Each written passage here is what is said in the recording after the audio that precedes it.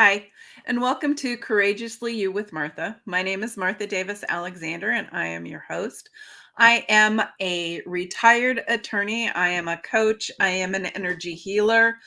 And I like every week to share with you just stuff to know. That didn't sound very good. And I like to share with you how to become more courageously you. Ways, tips, things to do. Um, this is WGSN-DB Going Solo Network, and we're here every week. And check out other shows, subscribe to mine, like it. Here's what I want to talk about today. We're going to talk about first steps to a joyful holiday. That's been my theme for the last couple of weeks. So if you've missed a couple, check out the library and see what you've missed. You can always Google Courageously You with Martha and look at the stuff. You can go on the Going Solo Network, and the replays are there. First steps to a joyful holiday. So if you struggle with holidays, struggle with even thinking about the holidays, very first thing you can do is sit down and decide what you like about the holidays, what they mean to you, what you like about them, what you would like to do on the holidays, and how you want the holidays to be celebrated, right? What does it mean to you? And how do you want to celebrate it? An example, and I think I gave this in one of the prior episodes, is at Thanksgiving, right? I don't want to celebrate Thanksgiving the way we always have. I want to celebrate it by being grateful for what I have and sharing it with other people. I don't necessarily celebrate the pilgrims because I don't. That's not as important to me as celebrating being grateful for what I have and sharing from what I have with other people. So for me, it is the time of giving and gratitude. And there are some things about it that I just wanted to change, right? A lot of people have their dinners at night. I want my dinner early afternoon. And I want to do a community service project during the day at some point to benefit others. And then I want to have turkey sandwiches, which is really for me what I enjoy, the pie and the turkey sandwich. That's what I enjoy. Maybe some potato chips. That's what I enjoy about Thanksgiving, family time and doing that. What do you enjoy? What are the things that you enjoy? What are the things that you've done, traditions? Please pardon my dog in the background. He's very loud. What are the things that traditions that you enjoy, that you want to keep? What are the things that you're like, why in heaven's name would I continue to do this? Right? Why? I don't enjoy it. I don't want to do it. Get rid of the ones you don't like. Unless they are of primary importance to someone that you're sharing with, you have control over that. And maybe it's a discussion. Maybe it's hey, I really don't enjoy this part of our Thanksgiving. Is that something that is really important to you? Or starting with, rather than that, hey, how do you feel about this tradition?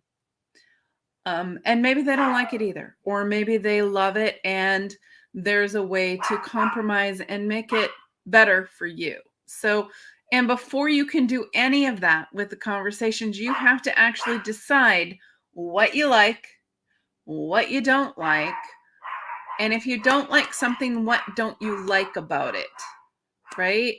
So for me, we made these yummy candied apples that I love. I love the flavor of them. There's everything I love about them. I don't like to make them, so I don't make them anymore. If at some point I get like I really want them, I'll make them, but it's like a 2-day process. I'm like, no, not going to do it. Not interested in spending that much time on that. They are delicious, just not that delicious for me. So what is it that you like, don't like? What is there something you can modify about it to make it so that it's okay for you, tolerable for you? So if you play games, if there's a particular game you don't like, maybe you suggest another game. If there's things that you do or you don't like during the holidays, how do you support yourself? By first deciding what they are. Second, deciding what you could do to make it different or come up with ideas and communicate those, right? So that you know. Now, you're not going to start with, hey, mom, your tradition of XYZ, I hate it. I've always hated it, and I don't want to do it this year. That's not the way you're going to do that. No. You're going to say, hey, mom, that tradition of XYZ? How do you feel about that? Where did that come from? How did that evolve? I'm curious. And they may ask, why are you curious? I just don't get the point of it, or I'm confused by it, or it's not my favorite part of the holiday. Whatever it is. And I'm wondering what the meaning of it is for you. Because maybe if you know the meaning of a tradition from someone else's viewpoint, it makes it better. My husband makes Christmas rolls every Christmas. I prefer my mom's coffee cake, right? It's just one of those things. I'm not going to have both. We have a small family, particularly now that we've moved. I'm not going to make both. And for my husband, it is family tradition. It is passed down from generation. And it is one of his absolute favorite things about the holiday. I don't mind giving up my mom's coffee cake to make rolls. I just don't mind it. They're delicious. I can have marzipan, which I love. And for him, it brings a lot of joy. So are there things that you're willing to do because it brings someone else so much joy? What are the things that make you go, oh, I so don't want to do that, right? So last year for me, I am a recovering alcoholic. Last year for me, I gave up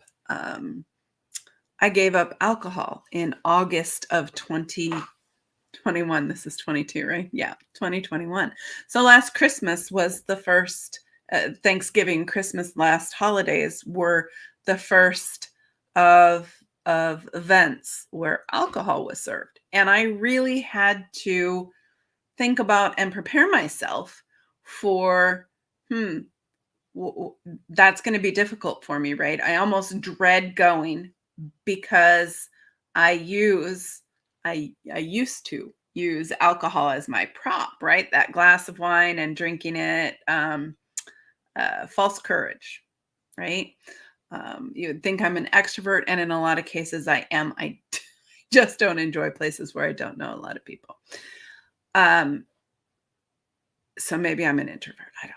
Anyway, we'll talk about that another day.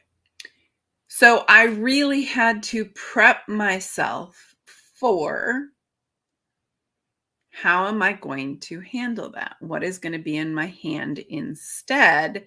And what is going to give me how do I need to have courage, right?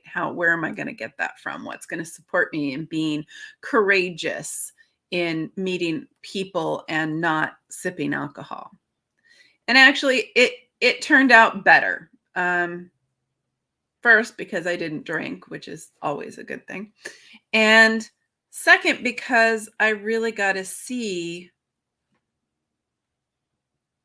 how I showed up as me instead of how I showed up as me drinking, which is a completely different beast, I promise. So what are the things that might trigger you into either being upset, old grudges, old family issues? Someone else got the silver, or somebody else got X, Y, or Z, or whatever family drama is there. What do you need to do to resolve that so that when you go, that isn't a trigger for you? You can let that go and let it be, at least for the day, right? And there are lots of different ways to do that. One of them is, and I'll send you to a whole nother website, has nothing to do with me, Amy Jo Ellis and the Court of Atonement. It's COURT of, and then atonement, ATONEMENT, Court of Atonement. And it has ways for you to resolve issues without talking about them if it's not possible to talk about it. I always suggest a conversation if you can have that, right? I would love to have a phenomenal holiday with you. I am concerned that we might have some stuff left on the table that we might want to resolve. Is there a possibility of doing that? If there isn't, fabulous. Then go to the courtofatonement.com and see how to do it at a higher soul level, because there are ways to do that. I do that both in my practice, and I do that myself when I have a tug, or there's just even a rub, right? Somebody rubs me the wrong way or whatever. If I can't resolve it on my own with the person, and it's mostly my stuff, I will send it to the Court of Atonement and let it be resolved, so that I can clear it. You can use an energy healer to clear some of that stuff as well. That is a little different. So what else could you do to prep for that holiday? So if you've prepped for triggers, right? Something might trigger you. You want to write them down. Take care of them beforehand, right? Don't wait until the day of with anxiety and stress and angst and carry all of that into the holiday. Attend the holiday clear of any angst, of any animosity, of any of that. Go in clear with an open heart and an open mind and curiosity for what's going on with those other people who are there. That will give you the best Thanksgiving you can possibly have, knowing what you want, knowing what you don't want, and having conversations or having other things, and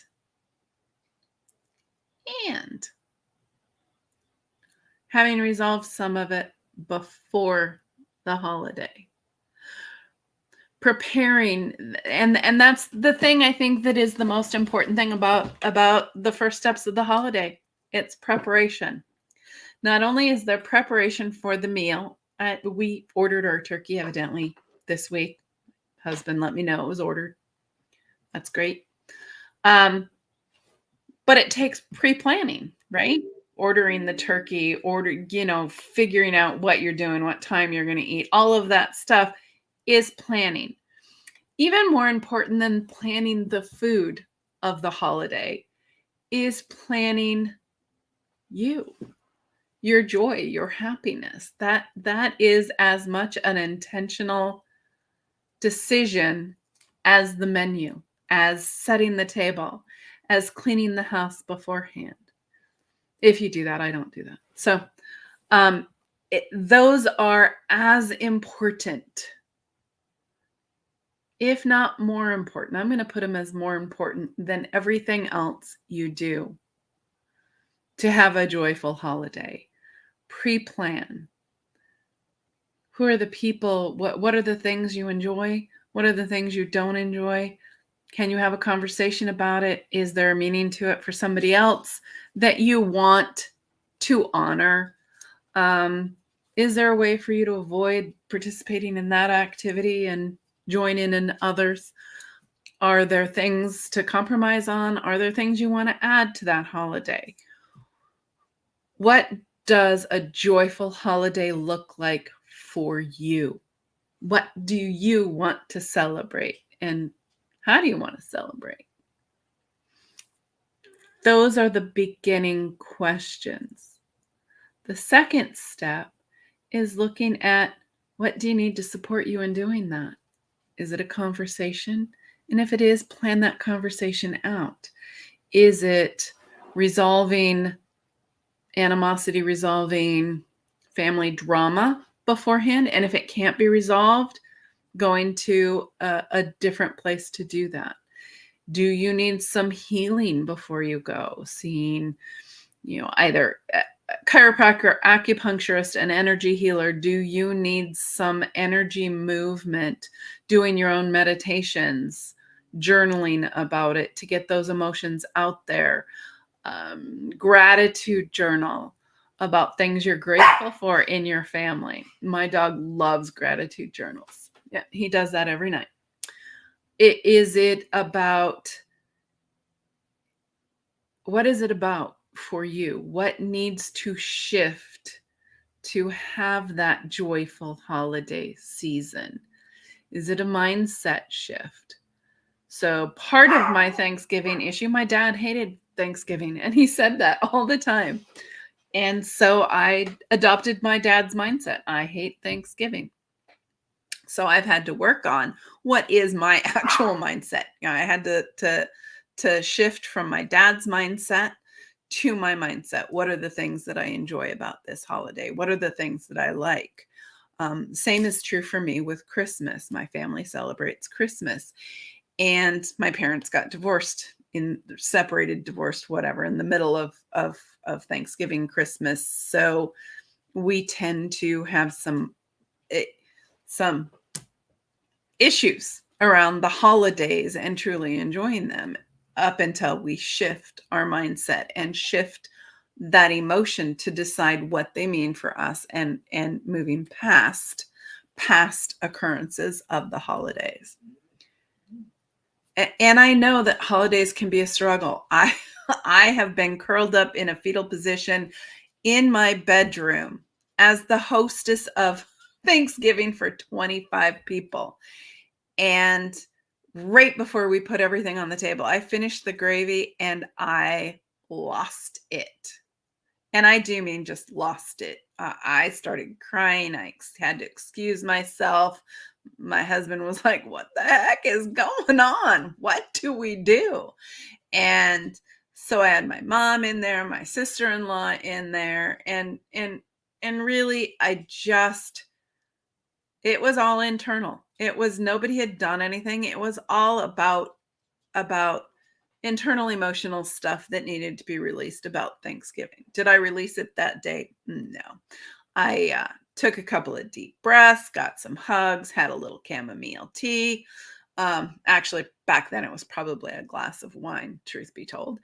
And everyone got the dinner on the table. I made it back, and it was all fine. And yet I still remember the exact feeling that I felt that Thanksgiving going in there into my bedroom, right? That dread. I just don't want to sit down at the table and have this meal. Those are the things that you can work on, right? You can journal about that. Why don't you want to sit down and do that? What does that mean to you? What is the block to that? What are the emotions coming up? And you can work through those emotions so that doesn't happen. Having a joyful holiday, if you are someone who traditionally has not had a joyful holiday, really is all about intentionally setting yourself up for a joyful holiday, intentionally shifting to make it joyful. You have to choose joyful. And we're going to go for a really short break, and stay with me, because when we come back, we're going to continue to talk about that intentional shifting, and continue to talk about ways to do that and what can support you in doing that. This is Martha Davis Alexander. This is Courageously You with Martha on the WGSN-DB Going Solo Network. You can reach me at 805-422-6865 or email me at marthadalexander@gmail.com. I love hearing from you. If you want to know more about me, you can go to my website at courageouslyoucoaching.com. Stay with us because we'll be right back after these short messages. See you in a bit.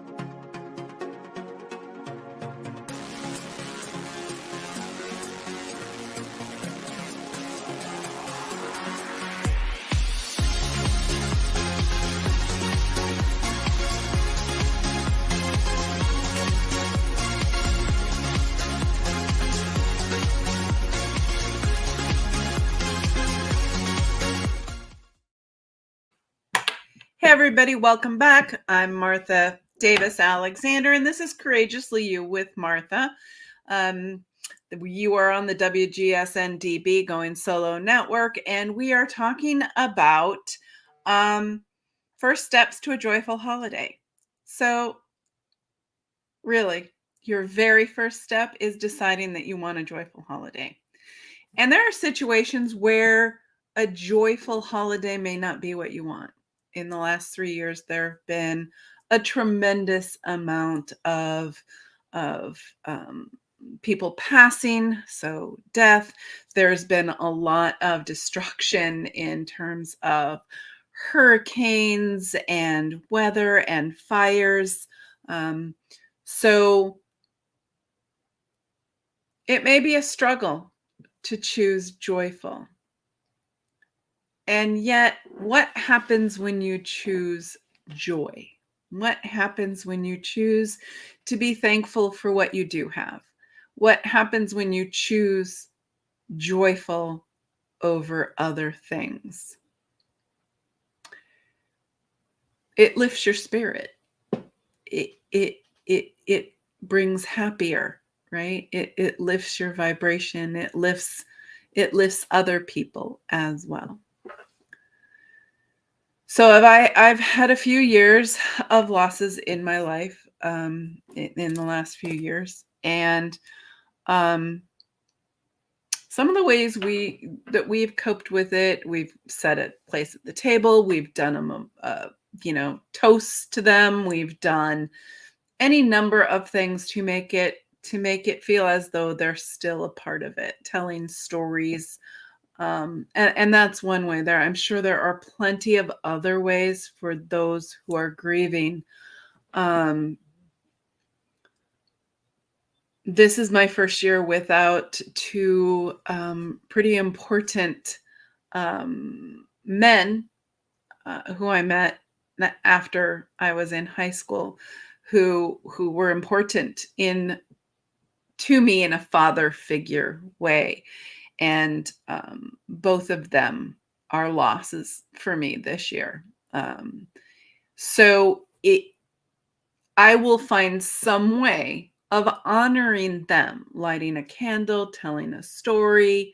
I will find some way, writing them a letter, journaling about them, something to honor them this holiday season, because they were both important to me. So with that said, I wanted to just briefly talk about that a little bit. I am not an expert in grief. I am not an expert in coping with grief. So I'm sure there are many ways of coping with that. I just wanted to open up that I understand that this can be a difficult time. Other ways of deciding and intentionally choosing joy for a holiday. Now, the year my mom died, I intentionally chose not to have a joyful holiday. I intentionally chose to wallow in that. And that was my choice, and that was fine. I don't know how I would do it now. It was before a lot of my growth and a lot of my learnings. I have no idea what I would choose now. I have no idea. And for those not experiencing tremendous loss, how do you choose joyful? How do you choose it? And you just choose. You say, I intend to have a joyful holiday, and this is what will make it joyful for me. This is what I will do to support myself during that, and this is what I want. This is how I want to celebrate. This is what it means to me, and this will be enough for it to be joyful for me. What are your boundaries? And that is a really important piece of holiday, right? Boundaries. I have 3 kids, all adults now. And, it has seemed to be, because I'm a recovering people pleaser. They grew up with me being a people pleaser, and they grew up with me overspending on the holidays and going into debt. So setting those boundaries that say, look, we're not Rockefeller. And let's be reasonable. What are the boundaries around not only us spending, but what they want to spend, right? What are the boundaries around what we're going to do, what activities we want to do, the food, the all of that. What does it look like? And who's going to come over, right? Are there boundaries on who gets to come over? And no, there really aren't. So what boundaries do you have that you need set? I don't want to sit next to Uncle Jimmy, because Uncle Jimmy, by the way, I have an Uncle Jim, and that's not who I'm talking about. I don't know why Uncle Jimmy came out of my mouth. Never called him Uncle Jimmy. So whoever out there has an Uncle Jimmy and you don't want to sit next to him, this is for you. I don't want to sit next to him because, and it doesn't really matter what your reason is, you don't want to sit next to him. Whoever's doing the seating chart, ask, or make sure that you sit down or you claim your place, and make sure that you have 2 other people who are going to sit next to you already, right? That you have set that up. Your brothers, your sister, your aunt, your cousin, whoever it is, right? Have them already ready to sit next to you, and make sure that that's how it works out. Pre-plan. That is supporting yourself, right? I dread sitting next to this person. Then make a plan. Make a plan with the best intention to enjoy your holidays, and know that you have people who have your back, so that you don't have to do something that makes you uncomfortable. What other things might make you uncomfortable? So list them out. These are the things that make me uncomfortable. These are the things that I would like to change. And then find a way to, like I said earlier, Either find out what that means to somebody else so that you're not stepping on toes, right, and creating more family drama, because we don't want that. But if it doesn't mean something, how it could be modified to include making it easier, right? What could be done? And know that having the intention, starting with the intention, I intend to have a joyful day today, a joyful holiday. I intend to get along with everyone. I intend. Set your intentions. What are they, right? How do you want that day to go? And then visualize it. Yeah, I'm going to get into the woo. I want you to visualize how that day is going to go and how it's going to change. Here's the thing. And this is really, really, really, really a key point today. So if you've been tuning me out, now tune me in. Okay? I got a card today during a thing, and it says, my intentions become my reality. That is true. So here's the fact. The universe can't differentiate between what I don't want and what I want. It just hears whatever. So if you're saying, I hope XYZ doesn't happen, that doesn't happen doesn't register. So start shifting that to be,